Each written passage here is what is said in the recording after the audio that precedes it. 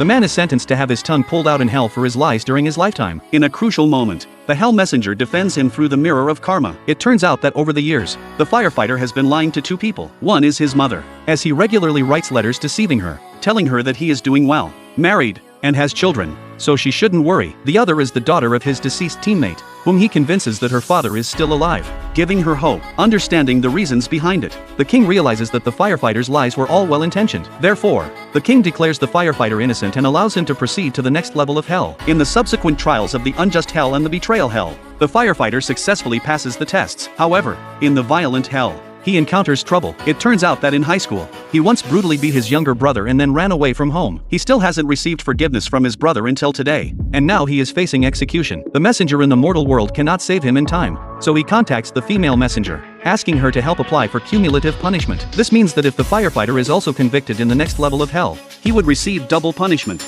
and the three messengers would also be deprived of the chance to be reincarnated. The king agrees to this. They proceed to the last hell, the hell of family bond. This is where the sins committed against family members are judged, and it is the gravest sin among the 7 deadly sins. So what crime did the firefighter commit?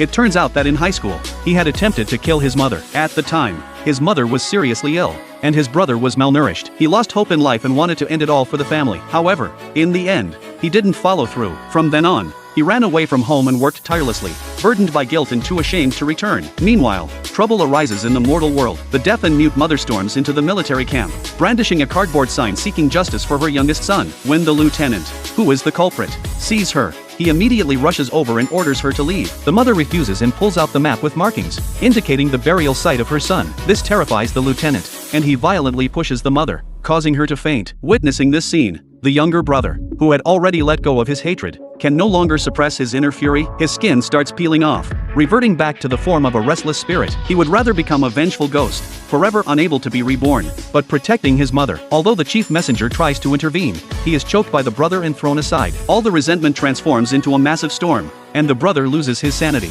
indiscriminately bombing the military camp. His resentment runs too deep, and it affects the older brother in the underworld. The older brother suddenly becomes trapped in quicksand, slowly being consumed. It turns out that the younger brother's crime prevents the older brother from being reborn as well. Hearing the desperate cries of the female messenger, the younger brother looks up and sees the older brother being swallowed by the quicksand. In order to save the older brother, he suppresses his resentment, and the chief messenger takes this opportunity to subdue him. At this moment, a giant structure emerges from the sandy ground of hell. This is the final trial the firefighter must face, the hell of family bond. The king of the underworld, who holds the greatest authority, immediately passes a verdict. He declares that the firefighter had once attempted parricide, an act of ultimate betrayal, an unforgivable crime. The female messenger tries to defend the firefighter, mentioning that he didn't follow through in the end, and their mother, who was unconscious at the time, was unaware of it. However, the king summons the mirror and shows the truth. It turns out that when the firefighter raised the pillow, the mother was actually awake, but she intentionally didn't react because she knew that her absence would make her children's lives a little easier. Understanding the truth,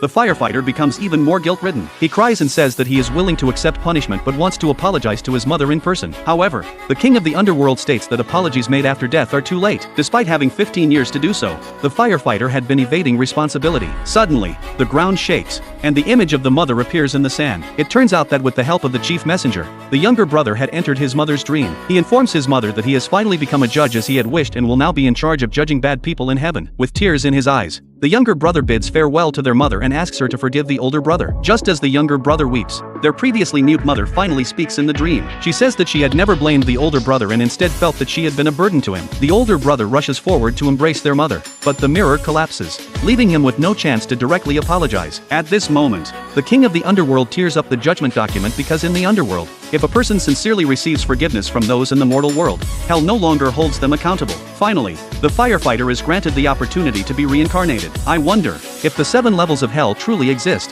how many people can actually emerge unscathed and successfully be reborn? Can you?